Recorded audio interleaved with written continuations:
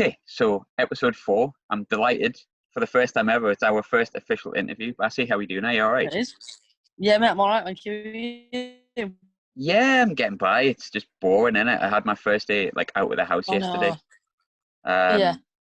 I think you know the rules. It's a 10-minute timer, so I'll start the stopwatch and we'll just chat as much as Cool. we possibly can. Right, I've started it. So the most obvious Okay. question: what have you been up to? How have you been? I've been working. I've not had yesterday and the day before my first day off since all this happened. So I've been in London working in a prison down there. So I've not had any time off. At all? Nah.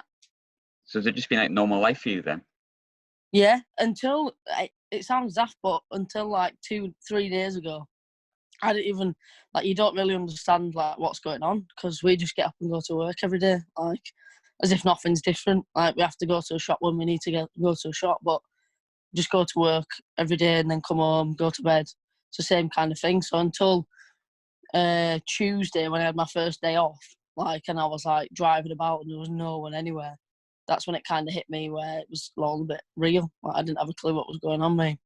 It's pure mad, isn't it? Oh, it's ridiculous.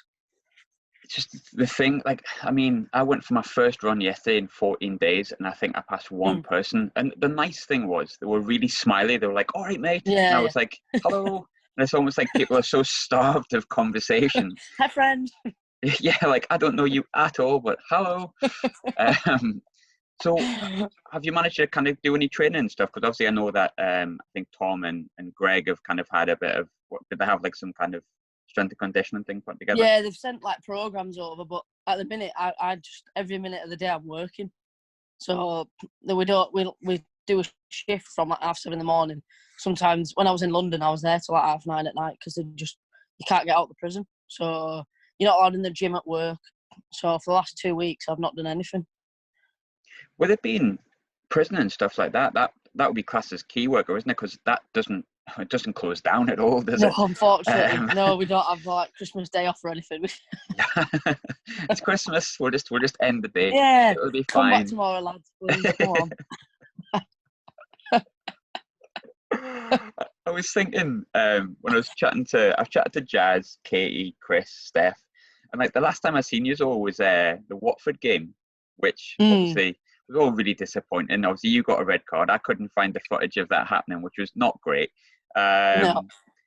But could you ever have imagined after, because we all had a bit of a chat and stuff, all disappointed and whatnot after that game, but could you have imagined that would be the last game for months on end? It just didn't feel real then, did it? For me, I kind of got in my head that it was going to be a last game for a few weeks, but not months. It's just mad. It's the little things that you miss. I think you take advantage of the fact that you can just go to training twice a week, or you miss people. I think we've got a good group at Borough, so weirdly I do quite like Chris and Steph, so I do miss them a little bit. I don't admit it, but because I like to give Chris verbal jabs now and again, but just chatting to him yesterday, I was just missed a bit of banter, having to go at each other and stuff like that, and just because obviously the team he supports is very different to the team I support, naturally that allows me to get a few digs in anyway, and vice versa. You do miss people, don't you? It's sometimes not just the training and the matches. You kind of miss that entire community aspect of just seeing people at the matches. Definitely. I think we've got a big fan base, well, not massive fan base, but all the family and stuff that come to watch. We all get on really well. Everyone's dead close, and I think you miss that. You see people week in, week out, and then to go from seeing no one. And I think it's hard for. I think there's probably a lot of people who can't see the family either. I'm not allowed to see any of my family. Obviously, we're working. Yeah. So that's hard to just go to work, come home, and you're isolated from everyone. It's not nice.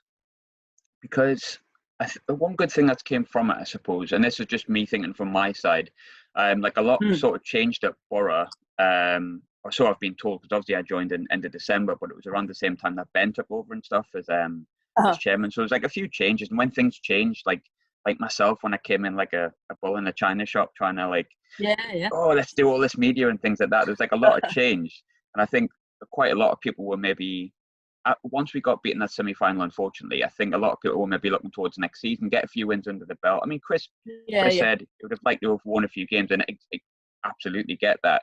But I think next season was like an exciting time to be part of Borough, I think.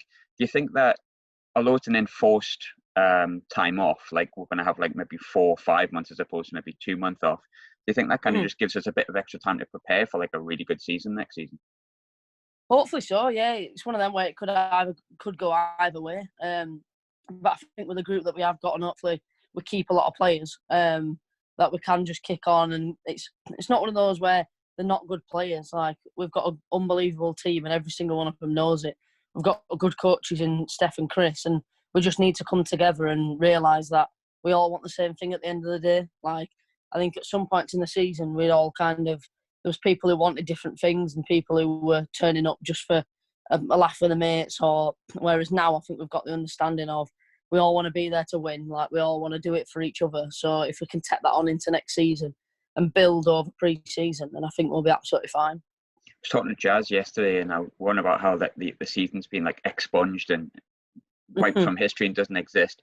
And she was saying, "Oh, does that mean my goals don't count?" And we had a bit of a laugh about it. And I was like, "Well, technically, no, that you've never played for Borough, technically." Yeah. But like the team that you've got like, I mean, I don't know age is correct here, so maybe making people younger than they are, or older than they are. But Katie's 17, Jazz is 17, Emma's 18. You've got a bunch of like players that have played at England at the 16, 17, 18 level, who, although their appearances may be taken away from the record books, they've had like a season's worth of highs and lows, and that experience. Oh, yeah, definitely. It's not going to be a bunch of 16, 17-year-olds fresh-faced anymore. You've got a good amount of experience. You've got a really talented set of young kids that have pulled off some really good results this season. Yeah, there's been difficult ones, but I mean, you've obviously been in that position yourself. Technically, although it's been wiped completely, those results, you can't take away that experience. And how much do you think that's going to help them moving forward? Oh, I think massively for the youngsters. It's kind of like a trial run from, if you like. Like, they've gone and done it, and they've got the experience. And credit to all of them, they've been unbelievable. They've took the shirt. They've like followed through on what we've asked them to do. They've never complained about anything. So credit to them for that. And I think it's one of them where they can now go on and show that they can do it in the trial run. Yeah, we've had a few bumps in it, but it's not necessarily that nobody's not wanted to be there. It's just a fact of on the day we've not been good enough. So I think they'll get that experience. Nobody wants to experience winning games every game at that age, because what happens when you lose your first game? They'll just lose their heads. So I think now they've got the experience of where they've come from. They know what they need to be doing to play. They know the teams that we're playing against.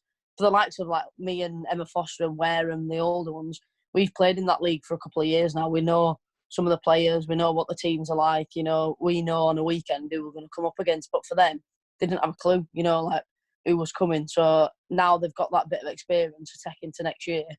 And hopefully it can be one of them where we take it and do as well as we can and go flying in the season. I don't know whether you noticed, but a couple of weeks ago I had to play the Football Manager game because I was so starved of content. I've got a bit of good news for you. On Football Manager, you're classed as the star player.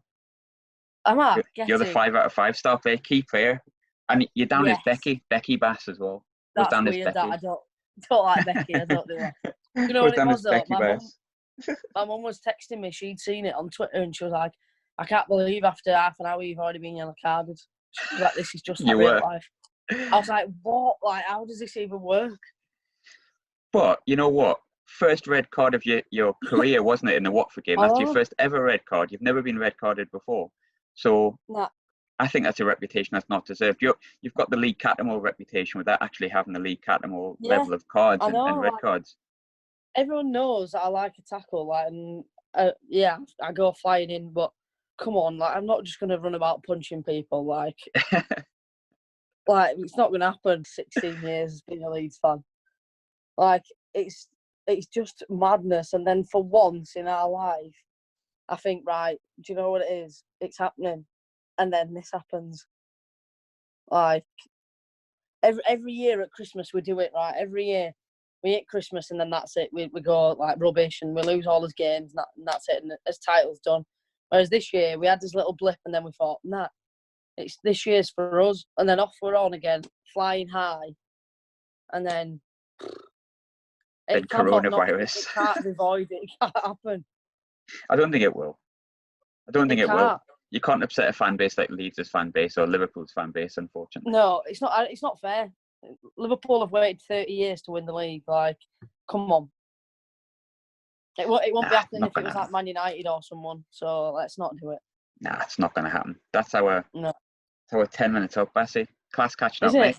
Yeah. It's been emotional. It's been very emotional. Yeah.